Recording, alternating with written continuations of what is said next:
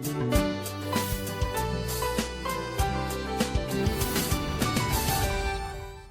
वालेकुम and a very good morning Lahore. आज की खूबसूरत सुबह की बहुत सी चाहतों, मुस्कुराहटों, मोहब्बतों के साथ मैं हूँ रुखमा इरफान मलिक और आप सबको आज के इस शो में वेलकम करती हूँ। सो व्यूज़, होता क्या है कि ज़िंदगी में चैलेंजेस आने होते हैं और इन चैलेंजेस को हम कभी भी अवॉइड नहीं कर सकते because these challenges are inevitable. But होता क्या है कि अगर आप हार मान जाएं तो ये ऑप्शनल है, यानी आपके पास you have two options in front of you, या तो आप जीत जाएं या हार जाएं।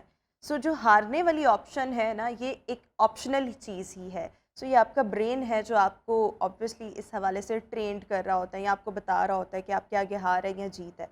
सो चैलेंजेस आएंगे लेकिन आपने अपना वे खुद डिसाइड करना होता है कि आपने हारना है या आपने जीतना है। और अगर आपने जीतना है तो फिर आपको अपनी स्ट्रैटेजी उसी चैलेंज के मुताबिक देनी पड़ती है, उस प्रॉब्लम के मुताबिक आपने सॉल्यूशंस को फाइंड आउट करना होता है और इंसान जीत जाता है।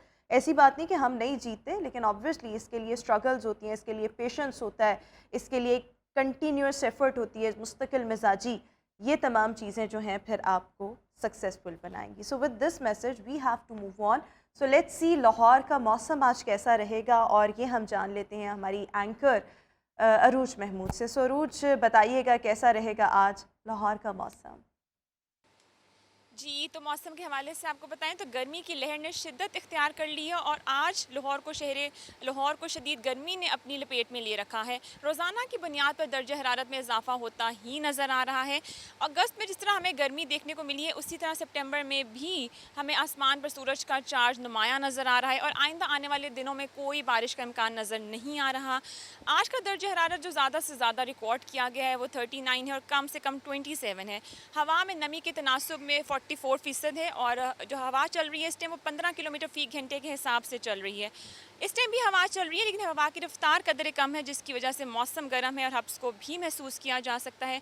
धूप की किरणें मौसम को मज़ीद गर्म और खुश्क कर रही हैं। झुलसा देने वाली गर्मी और शहरी से बहुत परेशान हैं और डॉक्टर्स ने भी शहरियों को तंबीह की है कि वो बिला ज़रूरत घरों से बाहर ना निकलें और निकलने की सूरत में अपने हाथ पाँव ढांप कर रखें और अपनी ग़िज़ा में मशरूबात का ज़्यादा से ज़्यादा इस्तेमाल करें। जहाँ इतनी गर्मी है वहाँ लिस्को की जानिब से गैर एलानिया लोड शेडिंग का सिलसिला भी जारी हो सारी है, जिससे शहरी खासे परेशान हैं।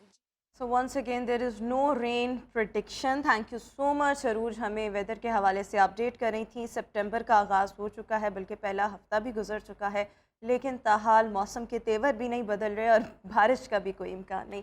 एनी हाउ, मूविंग फॉरवर्ड, आज की टॉप स्टोरीज़ की तरफ आएंगे। टॉप स्टोरीज़ में सबसे पहले we would want to share with you कि पंजाब ने पहली बार ख्वाजा सराओं को ट्रक ड्राइविंग लाइसेंसेस का इजरा किया है।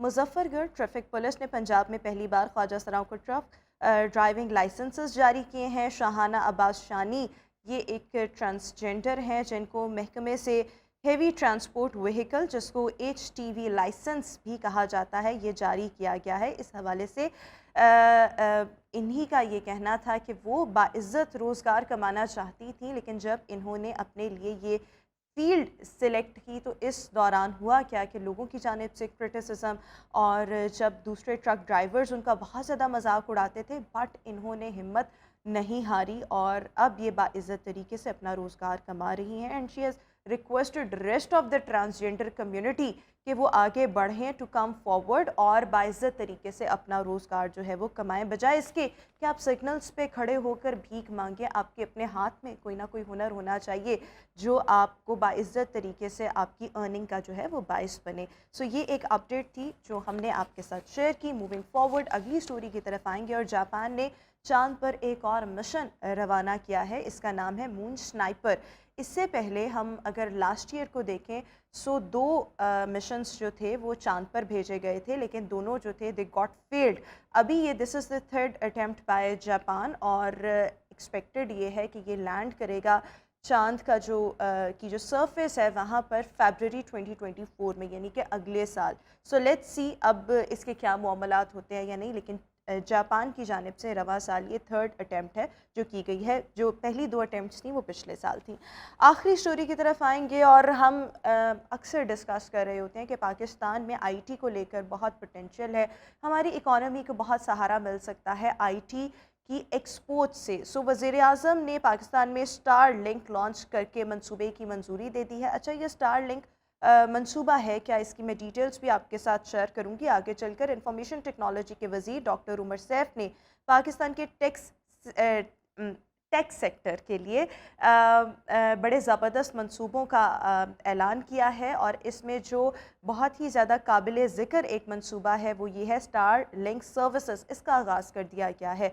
ये बेसिकली सर्विसेज क्या होंगी, ये प्रोजेक्ट क्या है कि पूरी दुनिया में बर्क रफ्तार, तेज़ रफ्तार जो इंटरनेट है वो लोग उसे अवेल कर सकेंगे, प्लस जो इंटरनेट की सहूलत होगी वो इजीली एक्सेसिबल होगी, जिससे आईटी में एक रेवोल्यूशन जो है वो मज़ीद हम ला सकते हैं। और इससे जो आईटी से वाबस्ता लोग हैं they are actually very happy with this initiative taken by the IT minister. So एक ये अपडेट थी जो हमने आपके साथ शेयर करनी थी। अभी हम शो में इसी के साथ एक ब्रेक शामिल करेंगे, वापस आएंगे ब्रेक के बाद। There is a lot to discuss with you, so stay with us and good morning. Welcome back after the break. और व्यूअर्स, आज के शो का बाकायदा आगाज़ करेंगे आज के हाइलाइट्स के साथ। सबसे पहले हम आपके साथ डिस्कस करेंगे जदीद दौर में गिरते बालों को रोकने के लिए कौन कौन से जदीद ट्रीटमेंट्स इस वक्त दस्तयाब हैं। इसी के साथ आज हमने अमेज़ॉन वर्चुअल असिस्टेंट पर बात करनी है, ये क्या होता है और आप इस फील्ड में कैसे कमा सकते हैं। Other than this we will be talking about world literacy day. हर साल 8 सितंबर को मनाया जाता है, इसकी अहमियत क्या है और पाकिस्तान में लिटरेसी रेट बेहतर करने के लिए क्या इनिशिएटिव्स हमें लेने की ज़रूरत है। और आखिर में परफ्यूम का इस्तेमाल किसी भी इंसान की शख्सियत को कैसे मुतासर करता है, इसको भी आज हमने डिस्कस करना है। Right now health and fitness segment, जिसमें हमने गिरते बालों पर बात करनी है। आजकल अगर हम देखें तो हर दूसरा बंदा गिरते बालों का शिकार है। Hair loss is very common these days. जब हम इसके रीज़न्स को देखते हैं, सो रीज़न्स क्या निकलते हैं कि जीन्स कभी कभी प्रॉब्लम होते हैं, कि कई लोगों के जीन्स में हेयर फॉल होता है, कई लोग बहुत ज़्यादा टेंशन लेते हैं, डिप्रेशन का शिकार रहते हैं, तब भी आपके बाल बहुत तेज़ी के साथ गिरने लग जाते हैं। कहीं पर हार्मोनल इम्बैलेंसेस होते हैं। सो दीज आर दो थिंग्स जिसकी वजह से कोई भी इंसान और उसका हेयर फॉल स्टार्ट हो जाता है। But what are the treatment options available and how we can actually prevent the hair loss, इसके लिए क्या क्या ऑप्शंस अवेलेबल हैं, इस पर आज हमने बात करनी है। और इस वक्त शो में मेरे साथ मौजूद है cosmetologist and aesthetic physician doctor Areej हमारे साथ मौजूद हैं। Doctor Areej, thank you so much for joining us in our show. So जब हम हेयर लॉस की बात करते हैं कि बहुत तेज़ी के साथ बाल गिर रहे हैं, जो कि इस मौसम में, जो अभी पर्टिकुलरली ये मौसम अभी चल रहा है, इसमें तो बहुत ही ज़्यादा गिरते हैं, तो ये तो एक सीजनल इफ़ेक्ट हो गया। लेकिन गिरते बालों के लिए ऑप्शंस क्या क्या अवेलेबल हैं हेयर फॉल को रोकने के लिए? हेयर फॉल को बेसिकली रोकने के लिए जब आप क्लिनिक्स में आते हैं तो उसमें हमारे पास मल्टीपल ऑप्शंस होती हैं, जिनमें सबसे ज़्यादा जो आप कह लें टॉक ऑफ द टाउन है दैट इज़ पीआरपी, और हर बंदा उसको जानता भी है, और ये एक ऐसी चीज़ है जो कॉमनली इस्तेमाल हो रही है। इसके अलावा लेकिन मोस्टली लोगों को पीआरपी के अलावा कुछ और पता नहीं होता, लेकिन हम थ्रेड्स का इस्तेमाल भी कर सकते हैं हेयर फॉल को रोकने के लिए। प्लस एक बिल्कुल लेटेस्ट चीज़ है और वो बहुत ज़बरदस्त उसके रिज़ल्ट्स हैं, और हमने एक्चुअली इंट्रोड्यूस करवाया था पाकिस्तान के अंदर इसको सबसे पहले, एंड दोज आर एक्सोसोम्स। इसके बारे में मैंने पहले भी आपसे ज़िक्र किया था, इनके बहुत ज़्यादा प्रॉमिसिंग रिज़ल्ट्स हैं। अब बेसिकली ये तीनों ट्रीटमेंट्स हेयर फॉल को रोकने के लिए। अब यहाँ पर इम्पॉर्टेंट ये होगा कि किसके लिए क्या है। पीआरपी हम किन लोगों में कर सकते हैं, या हम थ्रेड्स किन लोगों में डालते हैं, या एक्सोसोम्स किन में डालते हैं। पीआरपी आप अगर इफ़ यू आर यंग तो PRP is a good option. Like अगर आप 40 से नीचे हैं, क्योंकि उसमें आपके अपने ब्लड में से हम निकालते हैं प्लाज्मा, और उसकी क्वालिटी का अच्छा होना बहुत ज़्यादा ज़रूरी होता है, और आप जितना यंग होते हैं उसकी क्वालिटी उतनी अच्छी होती है। बट जब दो चीज़ें जिनमें अब थ्रेड्स आ गए हैं या एक्सोसोम है, वो रिगार्डलेस हैं कि आपकी एज क्या है, आप किसी भी एज में हैं, थ्रेड्स भी काम करते हैं और एक्सोसोम्स भी काम करते व्हाट हैं। Is the most effective treatment? इस वक्त तो एक्सोसोम्स, क्योंकि उसमें अप्रॉक्सीमेटली 380 ग्रोथ फैक्टर्स हैं, जो कि अभी तक किसी भी ट्रीटमेंट में ऐसी चीज़ कोई सामने नहीं आई है जिसमें इतने ज़्यादा ग्रोथ फैक्टर्स हों। क्योंकि ग्रोथ फैक्टर्स होते हैं तो आपके बाल गिरना भी बंद होंगे, प्लस उसमें नए बाल भी उगते हैं। एक बड़ा कॉमन क्वेश्चन ये होता है कि अगर फ़र्ज़ करें कि बाल्डनेस है, क्या ये उस पे काम करेंगे? तो इम्पॉर्टेंट ये कि ये इस पे काम नहीं करेंगे। अच्छा, जो लोग बिल्कुल गंजेपन का शिकार होते हैं उन पर ये काम नहीं करेगी। नहीं, उनके लिए तो there is one option and that left, is hair that is hair transplant. Transplant. बिल्कुल, बट अगर आपका हेयर फॉल बहुत ज़्यादा हो गया है, सो उसके लिए the options available are PRP, exosomes and threads. So threads. Turn by turn हम सबको डिस्कस करते हैं। पीआरपी से you are very much right कि most of us are very much familiar with PRP, लेकिन ब्रीफली इसको एक्सप्लेन करते then we will move towards threads and exosomes. Basically आपके ब्लड से ड्रॉ किया जाता है और अल्लाह ताला की तरफ से प्लाज्मा के अंदर नेचुरली ग्रोथ फैक्टर्स होते हैं और ये आपकी बॉडी का फर्स्ट लाइन ऑफ डिफेंस है। तो कहीं पर भी जहाँ बॉडी को रिपेयर की ज़रूरत है या जहाँ पर उसको आप ये कह लें कि ग्रोथ जहाँ पर होनी है, वहाँ पर पीआरपी बहुत अच्छा काम करती है। उसमें इसको हम नम करके आपकी स्कैल्प को इंजेक्ट करते हैं और यूजुअली आपका अपना प्लाज्मा। यस, तो it is actually the most safest option. इसमें कोई साइड इफ़ेक्ट नहीं होते, ज़ीरो रिस्क फैक्टर है क्योंकि आपका अपना प्लाज्मा है, कोई और कोई फॉरेन बॉडी नहीं जा रही है, तो उसमें साइड इफ़ेक्ट के चांसेस नहीं होते। बट लेकिन इसमें इफ़ यू आर यंग तो वो बहुत अच्छा काम करता है, लेकिन अगर आप 40 से अबव हैं या आपको कुछ सिस्टमिक डिजीज़ेज़ हैं, यानी कि आपको ब्लड प्रेशर, शुगर या इस टाइप की कोई भी चीज़ें हैं, तो वो शायद इतना अच्छा काम नहीं कर सकेगा। अच्छा। तो उसमें फिर बहुत ज़रूरी है कि आपको ये देखना चाहिए कि आप फिर और ऑप्शंस की तरफ, वो भी मल्टीपल ऑप्शंस हैं। अच्छा, आप ये पीआरपी की जो बात कर रही हैं, so what would you recommend कि प्रेफरेबली किस एज में ये करवाना चाहिए, और अगर आप उस एज ग्रुप में फॉल नहीं करते then you have to move towards threads and अच्छा, एक्सोसोम्स। पीआरपी को की सबसे अच्छी चीज़ ये है कि आप टीनेजर्स में भी कर सकते हैं। अक्सर अब हमारे पास जो बच्ची और बच्चियाँ आ रहे हैं वो बहुत यंग एज पे उसमें प्रॉब्लम ये आ रही है कि आप कह लें कि बहुत शदीद हेयर फॉल के साथ, क्योंकि उसमें 2-3 वजूहात हैं कि जब बच्चे बहुत ज़्यादा जेल्स के इस्तेमाल या बहुत सारे गैजेट्स कैसे इस्तेमाल कर रहे होते हैं कि हेयर ड्राइंग के लिए हो रहे हैं, आयरन्स हो रहे हैं, तो वो उसकी वजह से रिपीटेडली, प्लस हार्मोन्स का इम्बैलेंस एक बहुत बड़ा एग्रीवेटिंग फैक्टर होता है। रीज़न कोई भी हो, लेकिन पीआरपी बच्चों के लिए is the most safest option. उसमें हम कोशिश करते हैं कि हम थ्रेड्स या फिर हम एक्सोसोम्स की तरफ ना जाएं, क्योंकि उसमें हमारा हमारा कोशिश यही होती है कि आप एक बेज़रर चीज़ की तरफ आप पेशेंट को लेके जाएं, ताकि उसमें उसको कोई फर्दर कोई प्रॉब्लम होने के चांसेस ना हो। बिल्कुल। सेशंस के अक्सर लोग कंसर्न होते हैं कि अच्छा पीआरपी के कितने सेशंस रिक्वायर्ड होते हैं। Usually 5 to 6 are required, 15 days apart चाहिए होता है। थ्रेड्स और एक्सोसोम्स की अच्छी बात ये है कि अगर आप थ्रेड्स की ऑप्शन लेते हैं तो पीडियो थ्रेड्स होते हैं और ये बेसिकली आपकी जो ब्लड सप्लाई है स्कैल्प की, ये उसको बहुत अच्छे से इम्प्रूव करते हैं। प्लस वहाँ पे कोलेजन, इलास्टिन सब की प्रोडक्शन होती है, तो आपकी जो फाइबर है जो बाल का, वो भी ज़रा स्ट्रेंथन अप होता है। इसको हम आमतौर पे 6 to 8 मंथ्स के बाद रिपीट करते हैं, यानी कि इसके उस तरह से सेशंस अच्छा, रिक्वायर्ड नहीं थ्रेड्स होते। को अगर आपने वंस करवा लिया तो उसके बाद आपने 6 से 8 महीने के बाद इसको बिल्कुल, रिपीट करवाना है। बिल्कुल। लेकिन इसके बरक्स जब हम बात कर रहे हैं पीआरपी की, तो उसके हर 15 दिन के बाद, 20 दिन के एग्ज़ैक्टली, बाद you have to take another session, और यस, तकरीबन इसके 5-6 सेशंस के बाद बिल्कुल, you will feel the visible results actually. Definitely. और फिर इसमें अच्छा पीआरपी में थोड़ा सा इसको भी बता दें कि अगर आपका हेयर फॉल 5 से 6 सेशंस के बाद आप उसको मतलब कंट्रोल कर लेते हैं, ओवरकम कर लेते हैं, फिर आपको कितने अरसे के बाद सेशंस लेने पड़ेंगे? अदर देन दिस, एक तो हेयर फॉल तो रुक गया, बेहतर हो गई चीज़ें, बट क्या अगर बालों का टेक्सचर थोड़ा सा रफ है, ड्राई है, तो उसमें भी फ़र्क आएगा, या सिर्फ ये हेयर लॉस के लिए है? ये सिर्फ हेयर लॉस के लिए है, क्योंकि ये चीज़ आपको ज़हन में रखनी पड़ेगी, जो लेंथ में आपके डैमेजेस हो रहे हैं वो आम तौर पे डाइंग की वजह से या और उसके डिफरेंट फैक्टर्स होते हैं जो लेंथ में आते हैं। वो आपको डेफिनेटली केराटिन इन्फ्यूज़ चीज़ों का इस्तेमाल करना होता है, जिसमें क्योंकि आपके जो बाल है उसमें मेजर जो रोल है वो केराटिन का है उनको स्मूथ आउट करने में। तो आप उसमें जो केराटिन ट्रीटमेंट्स हैं वो काफ़ी हेल्पफुल होते हैं, लेकिन डेफिनेटली वो क्लिनिकल बेस्ड प्रोसीजर्स नहीं है, वो सैलॉन्स पर होते हैं।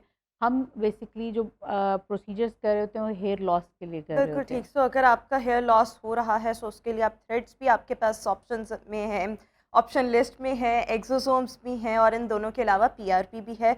लेकिन अभी जो मैंने बात किया, तो मुझे लग रहा है अभी हमने एक्सोसोम्स को तो एक्सप्लोर नहीं किया, लेकिन जो थ्रेड्स हैं, अगर इसकी सेशंस आपने 8 महीने के बाद जाके अगला सेशन लेना है, तो फिर मेरे ख्याल में मेरे जैसे बंदे को ऐसी डेफिनेटली ऑप्शन की तरफ ही ऐसे जाना लोग जो चाहिए। बेसिकली बार बार नहीं आ सकते, उनके लिए बेस्ट ऑप्शन होती है कि आप थ्रेड्स या एक्सोसोम्स की तरफ जाएं, या वो लोग जो बेसिकली स्केर्ड होते हैं कि बट अच्छा जी हाउ मच नीडल से। Time this one session take? Session में कितना टाइम लगता है? 45 मिनट्स में यूर डन। दोनों में। With the threads and PRP, what about the PRP? Same time, तीनों चीज़ों में session almost approximately an hour इतना ही आपको लगता है, स्पेयर बिल्कुल। करके आना पड़ेगा। अच्छा, एक और जो अक्सर लोगों का सवाल ये होता है कि अच्छा आपने पीआरपी के सेशंस ले लिए हैं, थ्रेड्स के ले लिए, दोबारा शायद उनको लगता है कभी ज़रूरत नहीं पड़ेगी। देखिए ये आपका उस वक़्त जो प्रॉब्लम हो रहा है ये उसको तो कंट्रोल करेगा, लेकिन नेक्स्ट टाइम जब पीआरपी के लिए ख़ास तौर पे जब भी आपको लगे कि आपका हेयर फॉल फिर ट्रिगर हुआ है किसी भी वजह से, जो कि हो सकता है, तो आप आएँ और एक मेंटेनेंस सेशन ले जाएँ। उसमें फिर सीरीज़ रिक्वायर्ड नहीं होती हैं। बिल्कुल ठीक हो गया। अच्छा, थ्रेड्स में थोड़ा-सा ये बता दें कि क्या किस तरह से थ्रेड्स डाले जाते हैं या चीज़ों को बेहतर किया जाता है? इस प्रोसीजर में क्या-क्या स्टेप्स इन्वॉल्व होते हैं? एक आम ज़ुबान में एक आम बंदे को समझाने के लिए how would you explain it? सबसे ज़्यादा जो हम चीज़ इसका ख़्याल करते हैं वो ये कि बिल्कुल ये पेनलेस प्रोसीजर हो, क्योंकि देखें अगर तो पेशेंट को दर्द हो रही है तो हम भी काम नहीं कर सकते और ज़ाहिर है वो पेशेंट भी डर जाएगा और दोबारा कभी भी नहीं इसके बारे में सोचेगा। तो ये बहुत ज़्यादा ज़रूरी होता है कि 100% ये पेनलेस हो। ठीक तो है। उसमें हम सबसे पहले स्कैल्प को नम करते हैं, यानी कि हम पहले क्रीम होती है जिससे हम इतना नम कर देते हैं कि जब आप सुई से हम उसको और मज़ीद सोन करें तो पेशेंट को बिल्कुल भी फ़ील ना हो। उसके बाद थ्रेड्स की बहुत बारीक सी छोटी-छोटी नीडल्स होती हैं, उसके साथ इंसर्ट करते हैं, हम वो नीडल्स बाहर निकाल लेते हैं, थ्रेड्स अंदर रह जाते हैं और थ्रेड्स आहिस्ता-आहिस्ता वक़्त के साथ वो डिज़ॉल्व होते जाते हैं, कोलेजन प्रोडक्शन करते हैं, प्लस ब्लड सप्लाई को बेहतर करते हैं। अच्छा, वो थ्रेड्स बने ही कुछ ऐसे मटेरियल के होते हैं कि जो बिल्कुल, अंदर जाके वो आपके डिज़ॉल्व जो होते हैं। स्कैल्प है उसकी हेल्थ को एक्चुअली बेहतर येस, कर रहे होते हैं। येस, सो बेसिकली थ्रेड्स का ये पर्पस है। येस। बिल्कुल ठीक। And what about exosomes? Exosomes के बारे में ये बिल्कुल लेटेस्ट एडवांसमेंट है, ये बेसिकली स्टेम सेल के डेरिवेटिव्स हैं।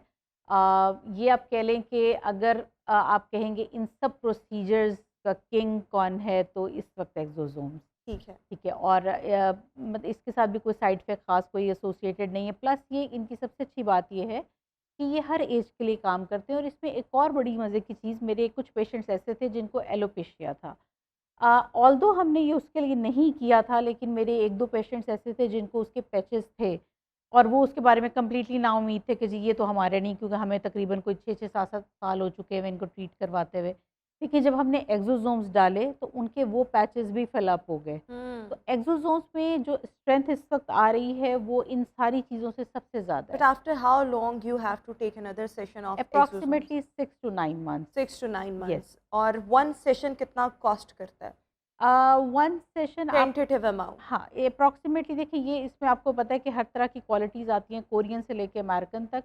तो it can range between 80,000 to 150। 150 पर सेशन की आप ये यस, बात कर रही हैं। बिल्कुल ठीक हो गया। 1,50,000। अच्छा, and what are the main steps involved in it? मतलब if you want to explain to a layman. देखिए एक्सोसोम एक ऐसी चीज़ है जो हमारे पास प्री फैब्रिकेटेड लैब से आती है, ठीक है, और हम उसको मिक्स करते हैं उसी वक्त, यानी कि उसमें हम उसको स्टोर नहीं करते मिक्स ये करके। है क्या? पाउडर फॉर्म में होता है, ठीक है। और इसमें ग्रोथ फैक्टर्स होते हैं बेसिकली, और उनको जिस वक्त हमारे पास वॉयल्स आती हैं हम उनको मिक्स करके उसके सॉल्वेंट के साथ उनको बहुत बारीक नीडल्स, जिनको नैनो नीडल्स हम कहते हैं, जो कि हार्डली 3 mm की होती है, आपने इंसुलिन की स्ट्रेंथ शायद देखी होगी, उससे भी ये हाफ साइज़ की होती हैं। उससे हम आपकी स्कैल्प में इंजेक्ट करते हैं, preferably in the crown area, और दैट्स इट। बिल्कुल ठीक है। ठीक है, और और उसके उसके बाद आपने इसके कितने सेशंस रिक्वायर्ड होते हैं? सिंगल सेशन, और फिर उसको रिपीट हम करते हैं as per your requirement 6 to 9 months, और अगर आपका इससे भी ज़्यादा टाइम गुजरता है तो आप गुजारें। बिल्कुल ठीक हो गया। सो लेकिन ये फिर साल में एक दफ़ा तो करवाना हाँ, पड़ेगा ना, बिल्कुल, मेंटेनेंस तो आपको करवानी है। ये नहीं कि डेफिनिटली। वंस आपने करवा लिया तो फिर आप कहें कि अब हम नथिंग इज़ रिलैक्स हैं। परमानेंट, कुछ भी परमानेंट नहीं है। अगर आप हेयर ट्रांसप्लांट भी करवा लेते हैं तो वो भी परमानेंट नहीं उसकी है। भी मेंटेनेंस जो है डेफिनिटली। रिक्वायर्ड होती है। यस। बिल्कुल ठीक। सो अगर आपके बाल गिर रहे हैं सो उसके लिए देयर आर 3 ऑप्शंस अवेलेबल। आप पीआरपी पर चले जाएं, आप थ्रेड्स करवा लें, आप एक्सोसोम्स करवा लें। लेकिन एक्सोसोम्स और इसके साथ साथ जो थ्रेड्स हैं वो थोड़े से एक्सपेंसिव पड़ेंगे आपको पर सेशन, बट देखिए ये है कि सेशन रिपीट लेट हो रहा है। थ्रेड्स जो है ना वो तो अप्रॉक्सीमेटली पीआरपी से सस्ते पड़ते हैं, क्योंकि जब आप कॉस्ट निकालते हैं पीआरपी के 6 सेशंस की तो threads are less expensive than PRP. ये थ्रेड्स का एक session approximately ranges from 80,000 to 1 lakh, लेकिन अगर आप पीआरपी देख रहे हैं वो 15,000 से 18,000 का एक सेशन है, तो आप 6 but what do sessions you को मोस्टली देखें। Recommend to your patients, your clients, मतलब if they are young coming up with the patients में सेम इशू? यंग पेशेंट्स में डेफिनेटली पीआरपी, लेकिन अगर कोई भी पेशेंट 35 से प्लस है तो मेरी कोशिश यही होती है कोई एक सेफ ऑप्शन पे जाएं, दैट वुड बी एक्सोसोम्स और थ्रेड्स। अभी हमारी एक पेशेंट आई लेकिन थी, ये आप हमने बार 1 बार साल के क्यों बाद रिपीट की है। ये फोकस कर रही हैं कि for the young patients you would recommend the PRP and for अच्छा द रेस्ट उस ऑफ द हाँ, पेशेंट्स आप उसकी उनको वजह करें? ये है कि जैसे मैंने आपको पहले बताया कि यंग पेशेंट के प्लाज़्मा में जान होती है, तो हम पहली कोशिश हमारी यही होती है कि हम आर्टिफ़िशियल चीज़ देने से पहले अगर कोई नेचुरल चीज़ है और जो उनकी अपनी है जिसमें कोई रिस्क फैक्टर इन्वॉल्व नहीं, तो हम वो दें। लेकिन जब एज ज़्यादा है तो हमें पता है इस बंदे के प्लाज़्मा में जान नहीं होगी, तो हम क्यों उस बेचारे का वो थोड़ा-सा भी खून निकालें और ज़ाया करें। उसमें बेहतर फिर होता है कि हम देखिए कोई भी इंसान आ रहा है, प्रोसीजर करवा रहा है, तो वो डेफ़िनेट प्रोसीजर चाह रहा होता है जिसमें उसको रिज़ल्ट्स मिलें। अच्छा, एक और चीज़ देखें कि जब हम मतलब हेयर ट्रांसप्लांट के ऑप्शन की तरफ जा रहे हैं, स्पेशली इतना सा पैच सर पर, वहाँ पर बाल नहीं है, सो वो पेशेंट जो है जब हेयर ट्रांसप्लांट पर जाएगा, सो उसके मुताबिक उसको बताया जाएगा बजट कि आपके यहाँ पर इतने हिस्से पर बाल लगने हैं, पूरे सर पर तो लगने नहीं। सो वो जो अमाउंट है वो उस हिसाब से वेरी करती है। सो क्या इसमें भी जो प्राइस रेंज है वो वेरी करती नहीं। है, या आपके बाल जितने मर्ज़ी हैं, अगर आपने ये प्रोसीजर करवाना है तो आपने एक पूरे सेशन के पैसे ही आपने देने? पूरे सेशन के पैसे देने हैं, क्योंकि उसमें हम ढूँढ-ढूँढ के वो एरिया पे नहीं लगा सकते कि आपके स्पेसिफिकली कहाँ से हेयर लॉस हो रहा है। हम पूरे क्राउन एरिया में तीनों चीज़ों को like whether it would be PRP, threads या एक्सोसोम, हम पूरे क्राउन एरिया में उसको इंजेक्ट करते हैं, क्योंकि हमने पूरी स्कैल्प को देखें। जो ट्रांसप्लांट है वो कम्प्लीटली एक डिफरेंट चीज़ है, क्योंकि उसको हम एक जगह से उठा के दूसरी ऐसी जगह पे लगा रहे हैं जहाँ पे खाली जगह है, ठीक है? लेकिन हमारा पीआरपी, थ्रेड्स और एक्सोसोम का मकसद हमारा ओवरऑल हेयर फॉल को रोकना है, तो उसके लिए बहुत ज़रूरी है कि पूरे क्राउन यानी एरिया में आपका इंजेक्ट चाहे करें। एक किसी स्पेसिफिक एरिया से आपका हेयर लॉस ज़्यादा है, but what you do is to do the procedure overall on the uniformly head, हम पूरे बिल्कुल उसको आप उसको वो कर रहे होंगे। बिल्कुल, अच्छा, I have seen a few females जिनका प्रेगनेंसी के बाद या डिलीवरी के बाद या 2-3 बच्चों के बाद भी ऐसे होता है, हेयर लॉस बहुत ज़्यादा हो जाता है। मेरे ख़्याल में it's basically due to the lack of the proper nutrition, उसकी डेफ़िनिटली। वजह से ये होता है। लेकिन जब वो किसी ऐसे ऑप्शन की तरफ जाएँगे, चाहे ये फ्रंट के बाल मोस्टली ख़वातीन के हल्के होना शुरू हो जाते हैं और अंदर से वो जो स्किन है वो नज़र आ रही होती है, तो उसके लिए भी आप यूनिफ़ॉर्मली पूरे सर पर बिल्कुल, पीआरपी करेंगे, थ्रेड्स करेंगे, बिल्कुल, एक्सोसोम्स करेंगे। बिल्कुल। बिल्कुल ठीक हो गया। सो बड़े अच्छे से डॉक्टर अरीज ने तीनों चीज़ों को एक्सप्लेन कर दिया। अब भी आप पर है कि आप अगर जवान हैं तो फिर यंग एज में हैं तो फिर आप पीआरपी करवा लें। अदरवाइज़ जो 2 ऑप्शंस आपके लिए रहते हैं वो थ्रेड्स हैं या एक्सोसोम्स हैं। Thank you so much doctor you Areej always for joining welcome. Us in our show. Viewers, इसी के साथ अभी हम शो में एक मुख्तसर सा वक्फा शामिल करेंगे। आपसे मुलाकात करेंगे एक ब्रेक के बाद। Welcome back after the break. और व्यूअर्स, आजकल सोशल मीडिया का दौर और ऑनलाइन शॉपिंग की तरफ लोग बहुत ज़्यादा आ चुके हैं। स्पेशली हम अगर कोविड के बाद से बात करें तो लोग ऑनलाइन बाइंग और सेलिंग बहुत ज़्यादा कर रहे हैं।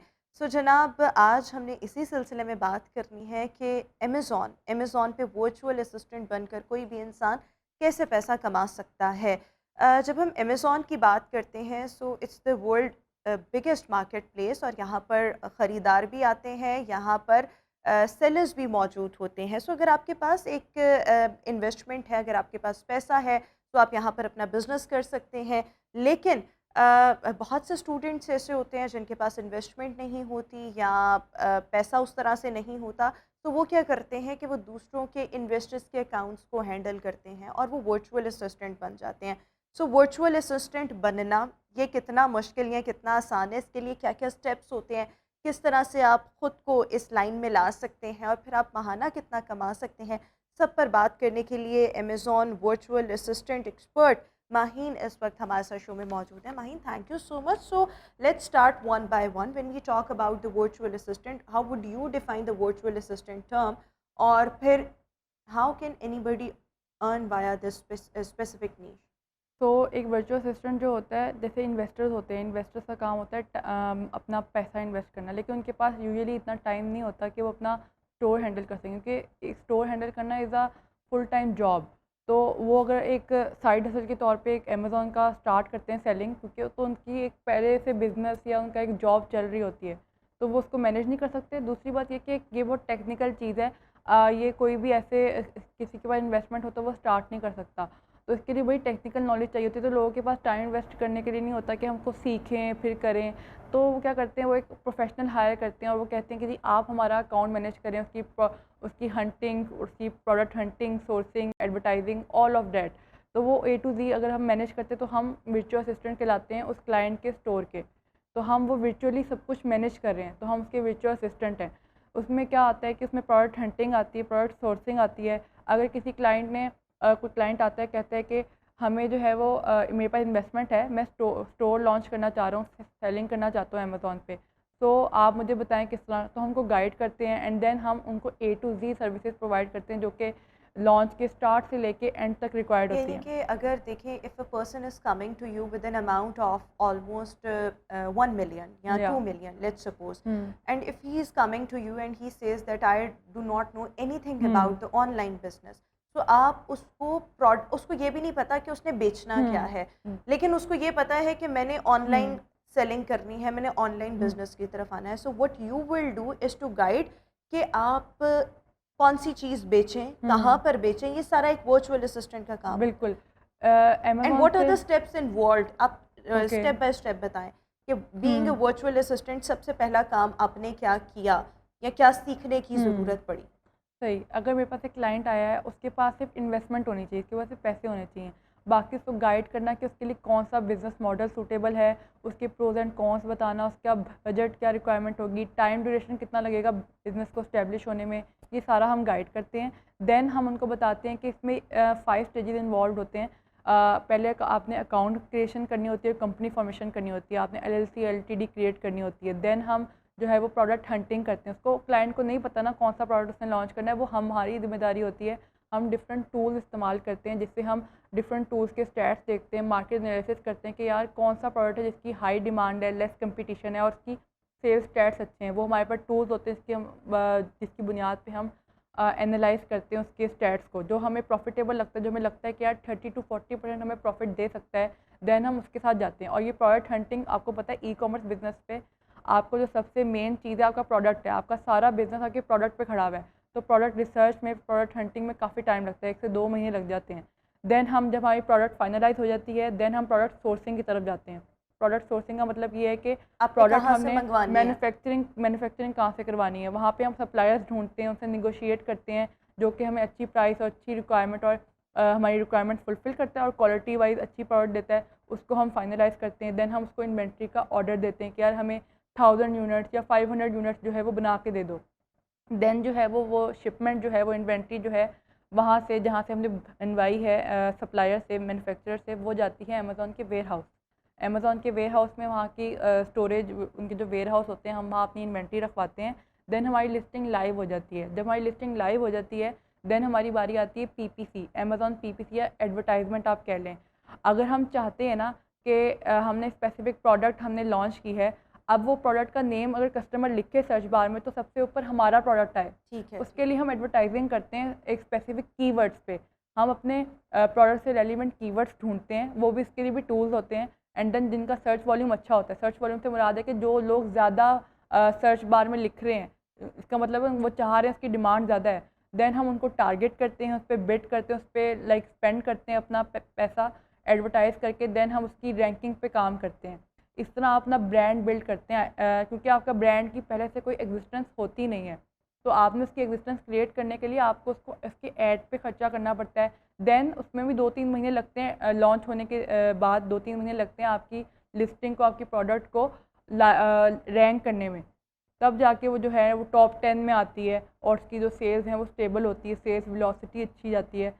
तो ये जो अच्छा, वैसे जितने भी ऑनलाइन इन्वेस्टर्स जो ऑनलाइन बिजनेस करना चाहते हैं और वो किसी भी वर्चुअल असिस्टेंट को हायर करके अपना काम जो है उसको चलाना चाहते हैं, कितने % चांसेस हैं कि उनका बिजनेस सक्सेसफुल ही होगा? Is there any 100% chance? No, 100% तो किसी भी बिजनेस कभी किसी को लॉस भी होता है? बिल्कुल लॉस भी होता है, लेकिन ये चीज़ अच्छा हमारा काम होता है, बिज़नेस में रिस्क होता है, बिज़नेस में लॉस भी होता है, प्रॉफिट भी होता है। लोग जो आते हैं वो आते हैं प्रॉफिट, वो लॉस को बैक एंड पे रख देते हैं, वो नहीं सोचते।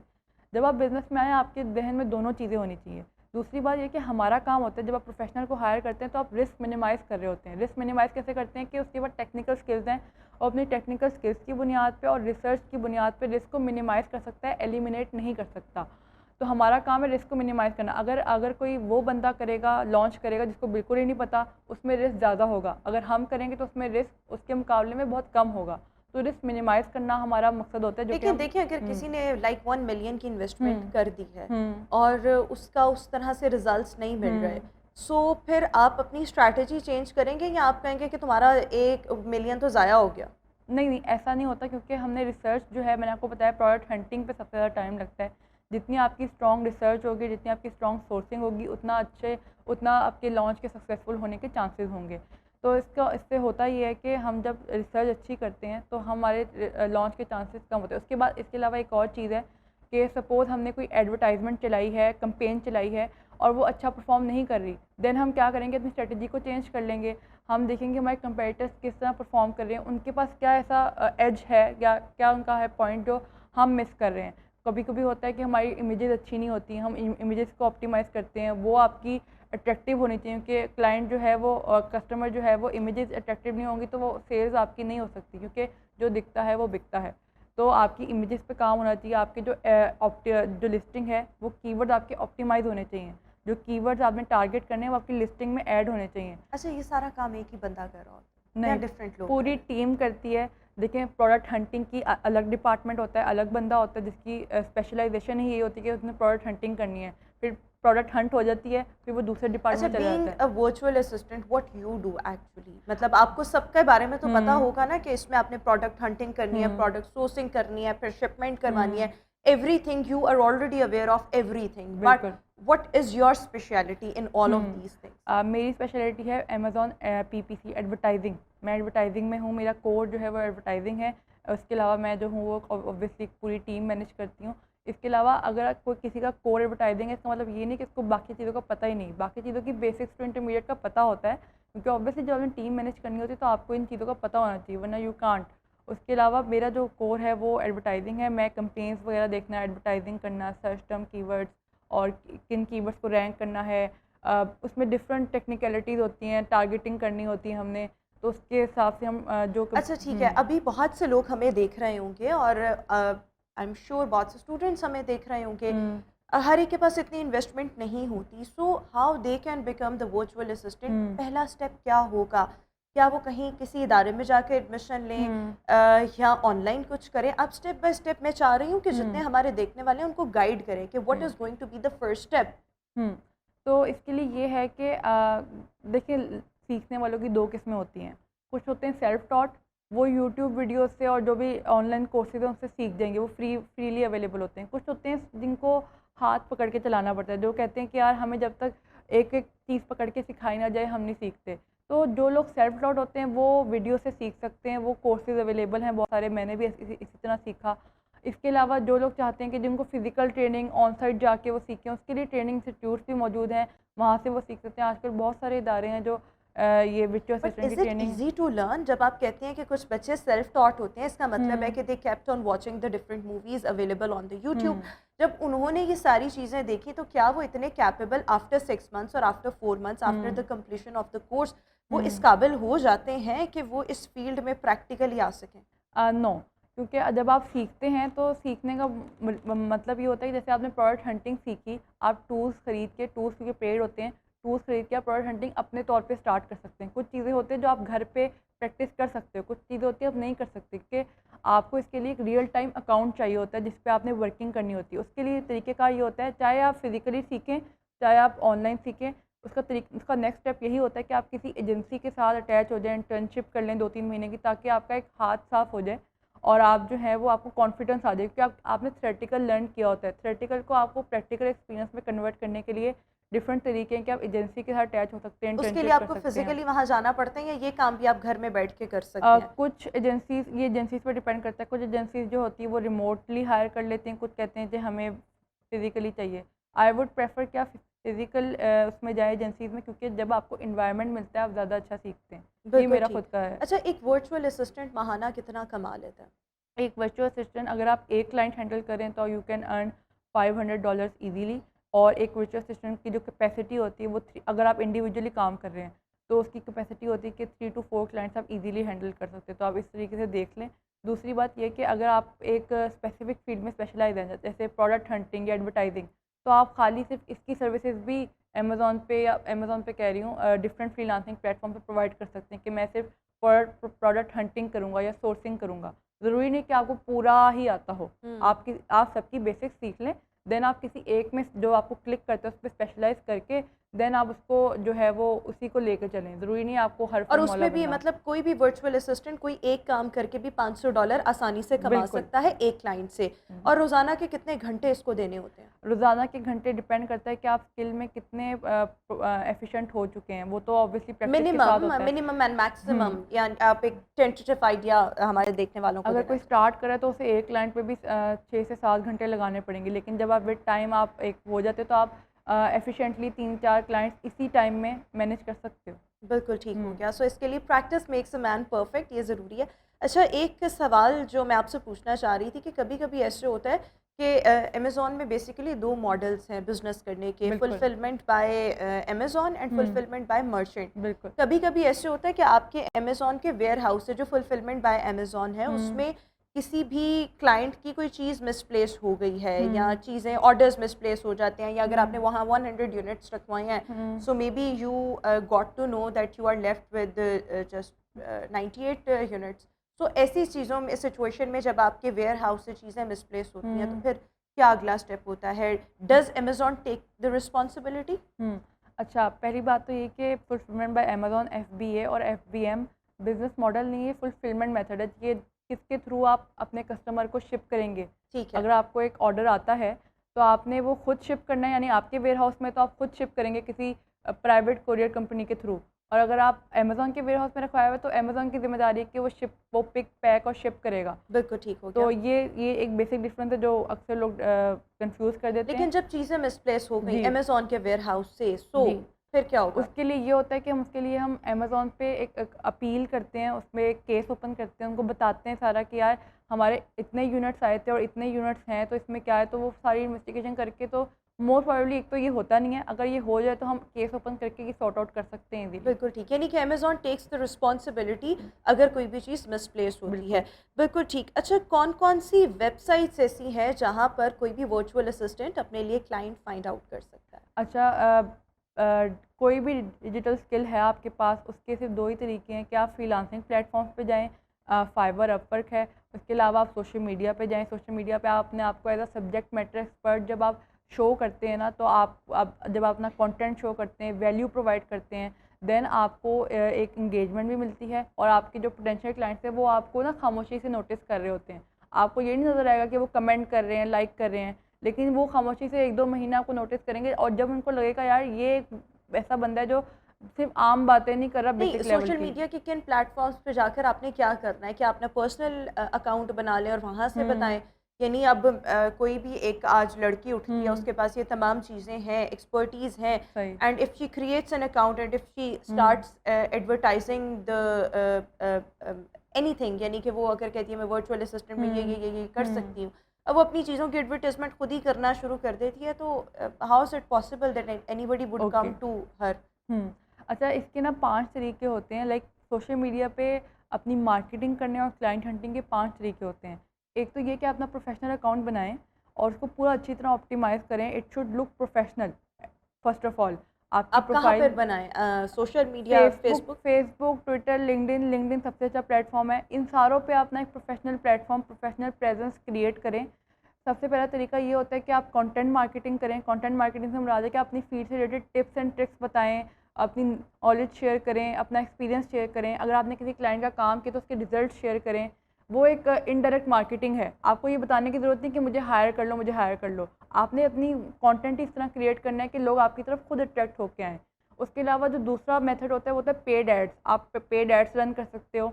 इसके अलावा जो तीसरा तरीका होता है वो ये होता है कि आप कस्टमर कि टेस्टिमोनियल्स को as a lead magnet use कर सकते हो। अगर वो एक लिख के टेस्टिमोनियल या वीडियो टेस्टिमोनियल देते हैं तो आप उसको जब आप अपने सोशल मीडिया पे डालते हैं तो वो एक अच्छा इम्पैक्ट क्रिएट करता है कि यार अच्छा इसका किया है तो यार मैं भी इससे चलो देख लेता हूँ।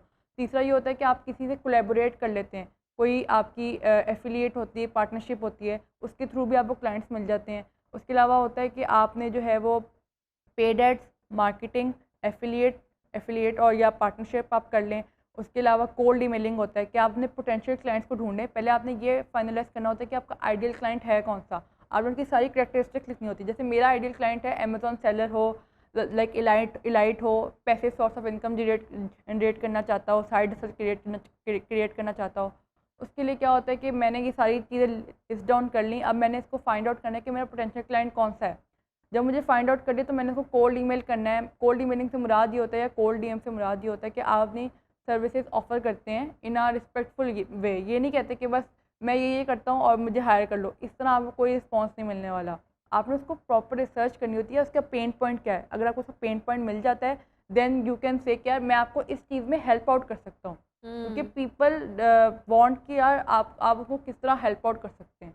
तो जब आप उनको ये बताएंगे कि मैं आपको इस तरह हेल्प आउट कर सकता हूँ तो मोस्ट प्रोबेबली आपको आंसर मिलेगा। बिल्कुल ठीक। So the very first step should be कि अगर आप वर्चुअल असिस्टेंट बनना चाहते हैं सो इसके लिए there is a lot of content available on YouTube and the different social media platforms where you go, और वहाँ से जाकर आप अपनी तमाम चीज़ें इसके बारे में रहनुमाई हासिल करें। और उसके बाद the world is open to you, different social media platform, जिस तरह से अभी आप एक्सट्रीम कॉमर्स कह रहे थे, और इस तरह से और भी डिफरेंट प्लेटफॉर्म्स पे हैं जो आपको फ्री इस चीज़ की ट्रेनिंग देते हैं। सो पहले आप 2-3 महीने लगाकर खुद समझ लें ऑनलाइन कि ये है क्या, और उसके बाद आप किसी प्रोफेशनल के साथ अटैच हो जाएं।